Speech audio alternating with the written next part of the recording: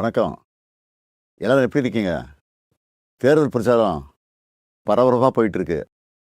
தமிழ்நாடு பூரா நான் மக்களை சந்தித்தாலும் இந்த வீடியோ மூலமாக சில விஷயங்களை உங்ககிட்ட மனசு விட்டு பேசணும்னு நினைக்கிறேன்.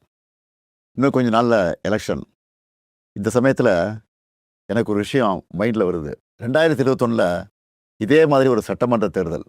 அந்த சமயத்தில் சில பேர் ஸ்டாலின் இஸ் மோர் டேஞ்சரஸ் தென் கருணாநிதின்னு சொன்னாங்க.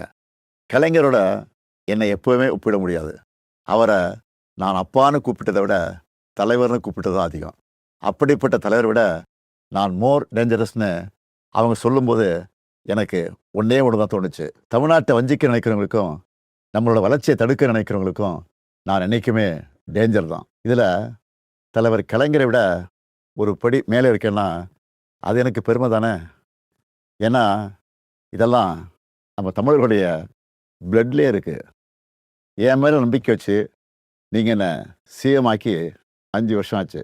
ஸ்டாலின் சார் சிஎம் ஆனதெல்லாம் ஓகே, இந்த 5 வருஷத்தில் மக்களுக்கு என்ன பண்ணியிருக்கீங்க அப்படின்னு யாராவது கேட்டால் நம்மளால் மணிக்கணக்காக, ஏன் நாள் கணக்காக கூட பேச முடியும். முக்கியமாக எப்போவுமே தமிழ்நாட்டை வஞ்சிக்கிற ஒன்றிய அரசை எதிர்த்து தமிழ் மக்களுக்காக சண்டை செஞ்சிருக்கிறத இன்னும் பெருமையாக என்னால் சொல்லிக்க முடியும்.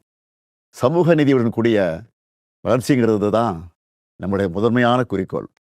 அந்த வகையில் கர்ப்பிணி பெண்களுக்கு மகப்பேறு உதவித்தொகை, மகளிர் உரிமை தொகை, மகளிர் விடியல் பேருந்து பயணம், தோழி மகளிர் விடுதி, மக்களை தேடி மருத்துவம்னு கருவில் இருக்கிற குழந்தையிலிருந்து வயது முதிர்ந்த மூத்த குடிமக்கள் வரைக்கும் எல்லாரும் பயனடைகிற மாதிரி நிறைய திட்டங்களை கொண்டு வந்தோம். நம்மக்கிட்ட காசு இருந்தால் எடுத்துப்பாங்க, நிலைமை இருந்தால் பிடிங்கிப்பாங்க. ஆனால் படிப்பு மட்டும் யாராலையும் உங்கள்கிட்ட இருந்து எடுத்துக்கவே முடியாதுன்னு ஒரு சினிமா வசனம் இருக்குது. அது 100க்கு 100 உண்மை. நான் பதவியேற்றதிலிருந்து மாணவர்களை சந்திக்கும் போதெல்லாம் இதே கருத்தை தான் சொல்லிக்கிட்டு இருக்கேன். கல்வி ஒன்று தான் உங்ககிட்ட இருந்து யாரும் திருட முடியாத ஒரே சொத்து. அதனால தான் ஸ்கூலில் காலை உணவு திட்டம், காலேஜ் ஸ்டூடெண்ட்டுக்கு லேப்டாப், அரசு பள்ளியில் படித்த மாணவ மாணவிகளுக்கு மாதம் 1000 ரூபாய் உதவித்தொகை, நான் முதல்வன் திட்டம்னு கல்விக்காக மட்டும் இந்த ஆட்சியில் அவ்வளவு திட்டங்களை கொண்டு வந்திருக்கிறோம். நீங்கள் எந்த டேட்டா வேணாலும் எடுத்து பாருங்கள். தொழில்துறை, விவசாயம், கல்வின்னு எல்லா துறையிலையும் தமிழ்நாடு டாப்பில் இருக்கும். அதுக்கு அடையாளமாக 14 வருஷத்துக்கு அப்புறம் தமிழ்நாட்டுடைய பொருளாதார வளர்ச்சி 11.19% எந்த மாநிலமும் தொடாத இரட்டை இலக்கத்தை தொட்டிருக்கு. இன்னும் உயரம் தொடுவோங்கிற உறுதியும் எனக்கு இருக்குது. இப்படி எல்லா வகையிலும் நாம் முன்னேறி இருந்தாலும் ஒரு சில குறைகளும் இருக்குதுங்கிறது எனக்கு தெரியும்.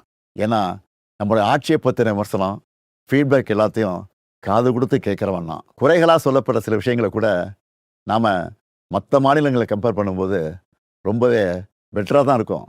இருந்தாலும் அந்த குறைகளையும் சரி செய்ய எல்லா விதமான வழிமுறைகளையும் நம்ம ஏற்கனவே நடைமுறைப்படுத்திட்டோம்.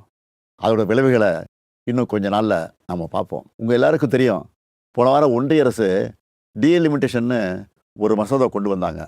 மக்கள் தொகையை கட்டுப்படுத்தி தொழில் வளர்ச்சியில் பெஸ்ட்டு பர்ஃபார்மிங் ஸ்டேட்டாக இருக்கிற நம்மளை தண்டிக்கிறதுக்காகவே அந்த மசோதாவை கொண்டு வந்த மாதிரி இருந்துச்சு. ஆனால் அந்த மசோதா வந்து அடுத்த நொடி முதல் எதிர்ப்பும் மசோதாவோட நகல் எரிப்பும் நம்ம தமிழ் மண்ணில் என் மூலமாக ஆரம்பிச்சது. நாம் கொளுத்தின அந்த நெருப்பு தான் இன்னைக்கு கொழுந்து விட்டு எரிஞ்சு அந்த மசோதாவை சாம்பலாக்கியிருக்கு. தேர்தல் நடக்கிற இந்த சமயத்தில் இவ்வளவு ஆணவத்தோட நம்மளை வஞ்சிக்க நினைக்கிறாங்கன்னா, இந்த தேர்தலில் அவங்க அடிவருடி எடப்பாடி பழனிசாமி ஜெயிச்சு ஆட்சிக்கு வந்துட்டா என்னென்ன கொடுமைகள்லாம் இங்கே அரங்கேறும்னு நான் சொல்லி உங்களுக்கு தெரிய வேண்டிய அவசியம் இல்லை. பாஜக மாதிரி மதவாத சக்திகள் திமுகவை இந்துக்களுக்கு எதிரான கட்சின்னு பொய்யான ஒரு பிரச்சாரத்தை பண்ணிக்கிட்டு இருக்காங்க. திமுக ஒருபோதும் இந்துக்களுக்கு எதிரான கட்சி அல்ல. எங்கள் ஆட்சியில் தான் ஆயிரக்கணக்கான கோவில்களுக்கு குடமுழுக்கு பண்ணியிருக்கிறோம். 7000 கோடி மதிப்புள்ள கோவில் நிலங்களை மீட்டிருக்கிறோம். இப்படி பொய்யான பிரச்சாரம் பண்ணுறவங்களுக்கு ஒன்றே ஒன்று சொல்கிறேன், 60 வருஷமாக திராவிட கட்சிகள் ஆளுகிற தமிழ்நாட்டில் தான் இந்தியாவிலே அதிகமான கோவில்கள் இருக்குது. இன்றைக்கி அதிமுகங்கிற அடிமை கட்சிக்கு ஓனர் பாஜக. அவங்க ஆட்சி செய்கிற மாநிலங்களில் கிறிஸ்மஸ் அன்னைக்கு சர்ச்சில் பூந்து கலவரம் பண்ணுறது, புல்டோசர் வச்சு இஸ்லாமிய மக்களோட வீடுகள் இடிக்கிறதுன்னு எவ்வளவோ கொடுமைகள் பண்ணுறாங்க. இதெல்லாம் தெரிஞ்சும் எடப்பாடி அவங்க காலில் விழுந்து கிடக்கிறாரு. ஆனால் சிறுபான்மை மக்களுக்கு ஒரு பிரச்சனைன்னா என்றைக்குமே நாங்கள் களத்தில் நிற்போம். அவங்க உரிமைகளுக்காக போராடுவோம். 1975 மிசாங்கிற ஒரு போரை அன்றைய ஒன்றிய அரசு நடத்தினப்போ அதை எதிர்த்து போரிட்டு வந்தான் இந்த ஸ்டாலின். அப்போ நான் ஒரு இளைஞன், கலைஞரின் மகன். இன்னைக்கு நான் அப்பா ஸ்தானத்தில் இருக்கிறேன். இப்போவும் நமக்கு எதிரான போரை எதிர்த்து நிற்கிறேன். எந்த பிரச்சனை வந்தாலும் தமிழ்நாட்டையும் தமிழர்களையும் பாதுகாத்து நிற்பேன். இது என்னுடைய உறுதிமொழி. எந்த வகையில் வந்தாலும் எத்தனை முறை முயற்சி பண்ணாலும் திமுக இருக்கிற வரைக்கும் தமிழ்நாட்டில் பாஜகவும் அவங்களுடைய கொடூரமான மக்கள் விரோத சித்தாந்தமும் ஜெயிக்க முடியலன்னு வரலாறு சொன்னால் போதும். அது மட்டும் போதும். நம்ம உரிமையை, நம்ம உழைப்பை, நம்ம மக்களுடைய கலாச்சாரத்தை, நம்ம மொழியை அழிக்கணும்னு நினைக்கிறவங்களோ அவங்களோட அடிமைகளோ நமக்கு வேணாம். இந்த வளர்ச்சியும் வளமான எதிர்காலமும் அடுத்த 5 வருஷம் தொடரணும். நான் உங்கள் அப்பாவா, அண்ணனா, தம்பியா, ஒரு தோழனா உங்ககிட்ட உரிமையோடு கேட்கிறேன்.